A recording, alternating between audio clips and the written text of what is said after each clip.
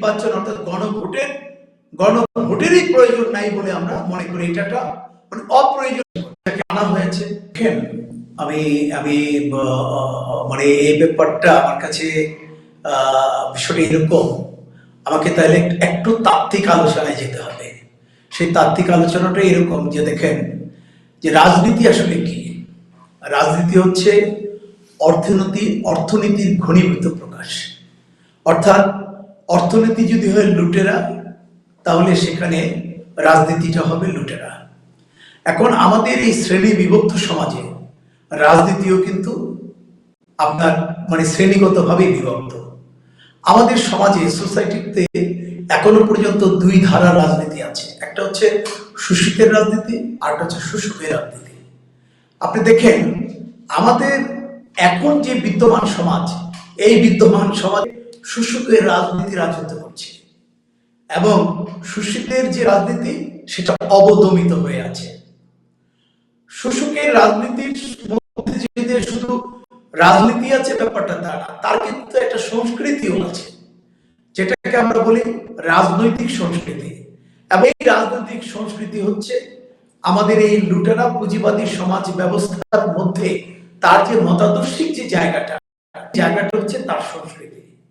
আমরা আমাদের এই সংস্কৃতি দিয়ে যেটা আমরা দেখি যে তারা সোসাইটিতে এমন একটা আবহাওয়া তৈরি করেছে যে এখানে নিজে বাঁচলে বাপের নাম। এখানে আমার দেশে টেলিভিশন বিজ্ঞাপন দিচ্ছে, একা একা খেতে চাও দরজা বন্ধ করে খাও।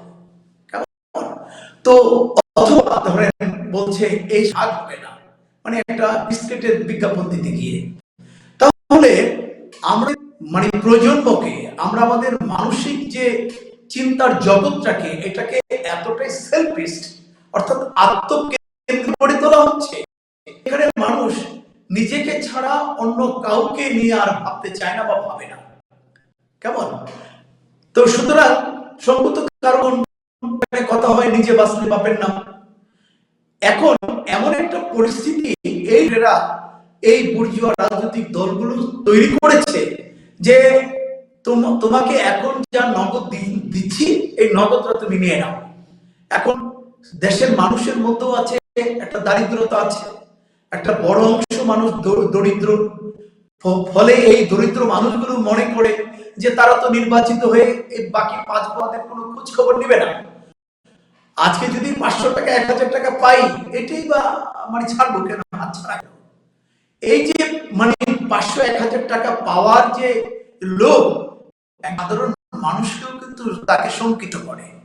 তো এই অবস্থায় আমার দেশের শঙ্কিত মানুষগুলো তারা শেষ পর্যন্ত ওই টাকার কাছে বিক্রি হয়ে যায়। আমরা এই প্রবণতার কারণে সাধারণ মানুষকে যে জমায়েত করে ব্যাপক টাকা, প্রচুর টাকা খরচ করে তাদের খাওয়ার খরচ ইত্যাদি দিয়ে যে একটা ফান্ড দরকার, সেই ফান্ড তো আমাদের ওইভাবে নাই। কারণ আমরা যারা রাজনীতি করি, দেখেন বাংলাদেশের কমিউনিস্ট পার্টি আপনাকে আমার দেশবাসীকে এবং প্রয়োজন আছে বলেই মনে করি না। নির্বাচন অর্থাৎ গণভোটেরই প্রয়োজন নাই বলে আমরা মনে করি। এটা মানে অপ্রয়োজন আনা হয়েছে। কিন্তু মুশকিলটা হলো এখানে কিন্তু কিছু আপনারা দেখবেন অনলাইনে খুঁজে দেখবেন, যেখানে 4টা প্রশ্ন যদি সে দেখে আমি 2টা, আমাদের প্রশ্ন হচ্ছে এইটা কি তারা যারা চাচ্ছেন অর্থাৎ জনগণের ভোট নিতে চাচ্ছে, আমি আমার যদি মতই প্রকাশ করতে হয় তাহলে ভাবে আদৌ করতে পারে কিনা, এটা অবশ্যই বিবেচনার ব্যাপার এবং এইটা আমাদেরকে দেখাও দরকার।